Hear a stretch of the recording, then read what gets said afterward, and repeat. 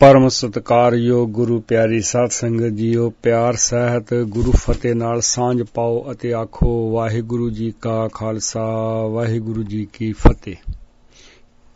कि असी न्यारे खालसा हां पुस्तक विचों अगला जो विचार, अगला जो आर्टिकल, अगला जो लेख है ਸਿੰਘ सभा लहर दी महानता अते गुरुद्वारियां नूं सारियां नूं बेनती पत्र। ਸਿੰਘ सभा लहर दी की महानता सी? वैसे तो बहुत लंबा चौड़ा लेख है, पर यह केवल ते केवल संखेप शब्दां अंदर सारे गुरुद्वारियां नूं पुरजोर एक अपील की जाती है। खास तौर पर प्रबंधक साहबान नूं एक अपील की जाती है कि गुरु प्यार वालिओ, आओ सिख रहत मर्यादा नूं समझण दा ते गुरुद्वारियां दे विच लागू करन दा एक उपराला कीता जावे। तो ਸਿੰਘ सभा लहर ਵੱਲੋਂ सारे गुरुद्वारे प्रबंधकां नूं बेनती। सरदार नाहर सिंह जी ने अपनी पुस्तक साडी दशा विच सफा नंबर 44 ते 45 उत्ते इस तरह लिखिया होया है कि सन 1850 तो 1880 तक सिख मत अंदर रिलीजीसीअस पैट्रियोज धार्मिक बापां दा भारी जोर चलिया। बेदियां सोडियां भल्लियां गुरु कियां साहबजादियां लोकल गुरुआं साधां दियां जमातां ने सिख पंथ नूं लुट खाधा। ਇਹ सब अपने अपने इलाकिਆਂ विच गुरु बन बैठे सन। श्री गुरु ग्रंथ साहब जी दे बराबर ही गद्दियां ला के बैठदे सन। ਇਹ दंभी गुरु सिखां तो अपने पैर गुरु ग्रंथ साहब जी की हजूरी विच ही पूजवांदे सन अते पूजा दा धान आप ही हजम कर जांदे सन। इस समय गुरसिखां दा कोई धार्मिक जथा जां सोसाइटी ना रही अते आपा धापी विच माया खाण नूं हर एक तैयार हो बैठा। तख्तां धामां बुंगियां डेरियां नूं महंत जां निजाम अपनी जद्दी जायदाद समझण लग पए। कुरीतियां प्रचलित हो गईयां अते सिख विचारे अंधकूप दे राह विच भटकण लई मजबूर हो गए, क्योंकि गुरबिलास पातशाही 6वीं वर्गियां पुस्तकां जां दसम ग्रंथ वर्गियां पुस्तकां दी कथा गुरुद्वारियां विच हो रही सी। गल की डिगदे डिगदे सिख इत्थों तक नीवें चले गए कि शक्ल सिख दी रह गई, पर विचों विची ब्राह्मणी कर्मकांड दी डूंगी दलदल विच बुरी तरह फस गए सन। रामचंद्र कृष्ण भगवान दियां मन घड़त कथा कहानियां, गरड़ पुराण दे गपौड़, देवी देवतियां दी पूजा, दिवाली दुसहरे दे मकड़ी जाल विच उलझ के रह गए सन।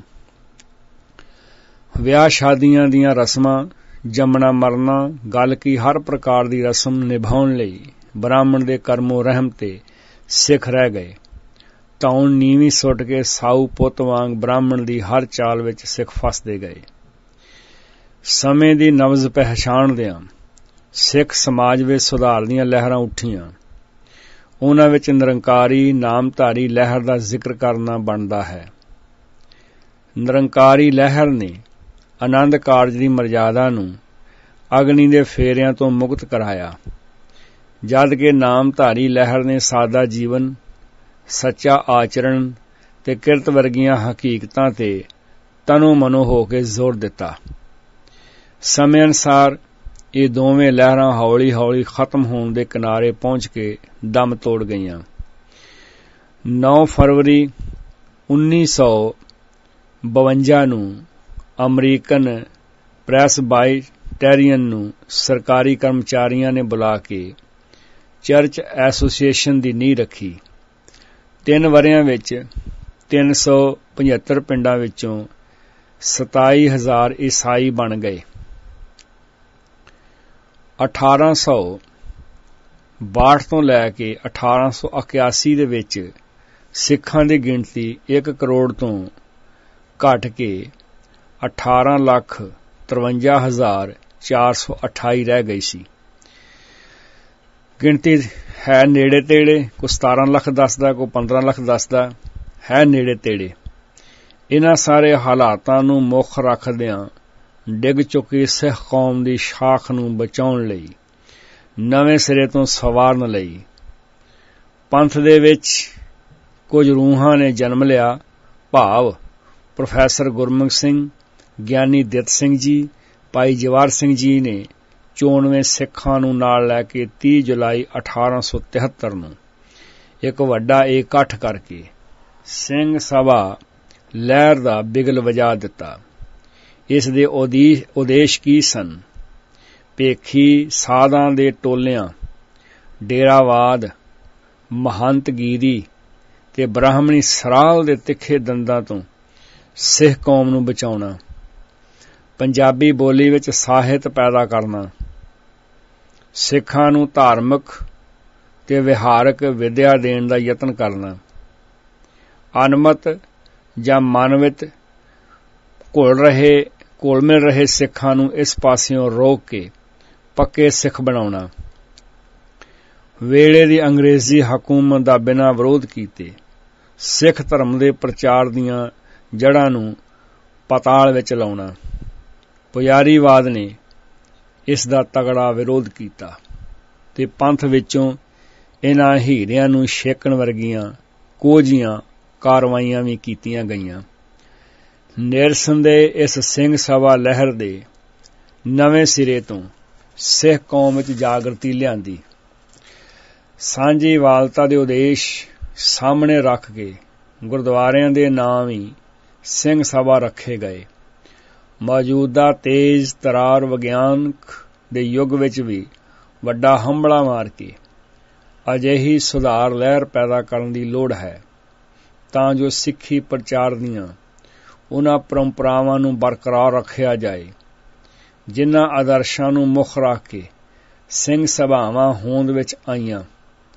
ਅੱਜ ਫਿਰ ਨਵੇਂ ਸਿਰੇ ਤੋਂ ਬ੍ਰਾਹਮਣੀ ਕਰਮਕਾਂਡ ਨਾਲ ਲਿਬੜੀਆਂ ਹੋਈਆਂ ਟਕਸਾਲਾਂ, ਚਿਮਟਿਆਂ ਵਾਲੇ ਅਖੌਤੀ ਸਾਧ ਸੰਤ, ਕਾਰ ਸੇਵਾ ਵਾਲੇ ਠੱਗ ਬਾਬੇ, ਪਖੰਡੀ ਸਿਮਰਨ ਵਾਲਿਆਂ ਤੋਂ ਕੌਮ ਨੂੰ ਬਚਾਉਣ ਦੀ ਲੋੜ ਹੈ। ਸਿੰਘ ਸਭਾਵਾਂ ਦੀ ਕੌਮ ਪ੍ਰਤੀ ਬਹੁਤ ਵੱਡੀ ਜ਼ਿੰਮੇਵਾਰੀ ਹੈ। ਪੰਥ ਪ੍ਰਵਾਨਿਤ ਰਹਿਤ ਮਰਿਆਦਾ ਨੂੰ ਗੁਰਦੁਆਰਿਆਂ ਵਿੱਚ ਲਾਗੂ ਕੀਤੀ ਜਾਏ। ਗੁਰਬਾਣੀ ਪ੍ਰਚਾਰ ਤੇ ਨੌਜਵਾਨ ਪੀੜ੍ਹੀ ਦੀ ਸੰਭਾਲ ਕੀਤੀ ਜਾਏ।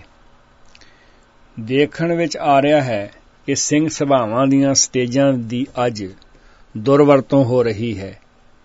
ਇਸ ਤੇ ਸਾਨੂੰ ਸੁਚੇਤ ਹੋਣ ਦੀ ਲੋੜ ਹੈ। ਕਿਸੇ ਵੀ ਉਸ ਸਾਧ, ਸੰਤ, ਪ੍ਰਚਾਰਕ, ਰਾਗੀ, ਕਥਾਕਾਰ, ਢਾਡੀ, ਰਾਜਨੀਤਿਕ ਨੇਤਾ ਨੂੰ ਸਿੱਖ ਸਟੇਜ ਤੇ ਬੋਲਣ ਦਾ ਮੌਕਾ ਨਾ ਦਿੱਤਾ ਜਾਏ ਜਿਸ ਨੂੰ ਸਿੱਖ ਰਹਿਤ ਮਰਿਆਦਾ, ਗੁਰ ਇਤਿਹਾਸ ਤੇ ਗੁਰਬਾਣੀ ਸੰਬੰਧੀ ਜਾਣਕਾਰੀ ਨਾ ਹੋਵੇ। ਅੱਜ ਖਾਸ ਤੌਰ ਤੇ ਉਹਨਾਂ ਸਾਧਾਂ ਤੋਂ ਕੌਮ ਨੂੰ ਬਚਾਉਣ ਦੀ ਫੌਰੀ ਜ਼ਰੂਰਤ ਹੈ ਜੋ ਸਿੱਖ ਰਹਿਤ ਮਰਿਆਦਾ ਨੂੰ ਮੰਨਦੇ ਹੀ ਨਹੀਂ ਹਨ ਤੇ ਮਨ ਘੜਤ ਕਥਾ ਕਹਾਣੀਆਂ, ਮਿਥਹਾਸਕ ਕਰਾਮਾਤੀ ਗਪੌੜ ਸੁਣਾ ਕੇ ਤੁਰਦੇ ਬਣਦੇ ਹਨ। ਸਿੰਘ ਸਭਾਵਾਂ ਪ੍ਰਚਾਰ ਨੂੰ ਮੁੱਖ ਰੱਖਦਿਆਂ ਗੁਰਦੁਆਰਾ ਸਾਹਿਬ ਵਿਖੇ ਮਿਸ਼ਨਰੀ ਕਾਲਜ ਤੋਂ ਤਰੀਕੇ ਨਾਲ ਪੜ੍ਹੇ ਲਿਖੇ ਪ੍ਰਚਾਰਕਾਂ ਪਾਸੋਂ ਗੁਰਬਾਣੀ ਸੰਥਿਆ ਤੇ ਗੁਰਮਤਿ ਕਲਾਸਾਂ ਲਗਾਉਣ ਦਾ ਯੋਗ ਪ੍ਰਬੰਧ ਕੀਤਾ ਜਾਏ। ਸਿੰਘ ਸਭਾ ਦੀ ਹਦੂਦ ਵਿੱਚ ਪੰਥ ਪ੍ਰਵਾਨਿਤ ਤੇ ਗੁਰਬਾਣੀ ਆਧਾਰਿਤ ਲਿਟਰੇਚਰ ਤੇ ਕੈਸਟਾਂ ਵੇਚਣ ਦੀ ਹੀ ਆਗਿਆ ਹੋਣੀ ਚਾਹੀਦੀ ਹੈ। ਗੁਰਬਾਣੀ ਤੁਕਾਂ, ਖੰਡਿਆਂ ਵਾਲੇ ਰੁਮਾਲ, ਮਾਲਾ, ਗੁਰੂਆਂ ਦੀਆਂ ਮਨ ਘੜਤ ਤਸਵੀਰਾਂ, ਬਜ਼ਾਰੂ ਲਿਟਰੇਚਰ ਤੇ ਕੈਸਟਾਂ ਵੇਚਣ ਦੀ ਸਖਤ ਮਨਾਹੀ ਹੋਣੀ ਚਾਹੀਦੀ ਹੈ। ਗੁਰਮਤਿ ਵਿਰੁੱਧ ਹੋ ਰਹੀਆਂ ਕੁਰੀਤੀਆਂ, ਮ੍ਰਿਤਕ ਸਰੀਰ ਨੂੰ ਗੁਰਦੁਆਰਾ ਸਾਹਿਬ ਵਿੱਚ ਲੈ ਕੇ ਆਉਣਾ, ਨਿਸ਼ਾਨ ਸਾਹਿਬ ਨੂੰ ਕੱਚੀ ਲੱਸੀ ਆਦਿ ਨਾਲ ਇਸ਼ਨਾਨ ਕਰਾਉਣਾ ਜਾਂ ਮੱਥਾ ਟੇਕਣਾ, ਅਖੌਤੀ ਬਾਬਿਆਂ ਦੀਆਂ ਬਰਸੀਆਂ ਮਨਾਉਣੀਆਂ ਇਤ ਆਦਿਕ ਨੂੰ ਯੋਗ ਢੰਗ ਨਾਲ ਰੋਕਣਾ ਤੇ ਕੁਰੀਤੀਆਂ ਨੂੰ ਉਸਾਰੂ ਪ੍ਰਚਾਰ ਰਾਹੀਂ ਦੂਰ ਕਰਨਾ ਤੇ ਸੰਗਤਾਂ ਨੂੰ ਸਹੀ ਗੁਰਮਤਿ ਦੀ ਜਾਣਕਾਰੀ ਦੇਣੀ।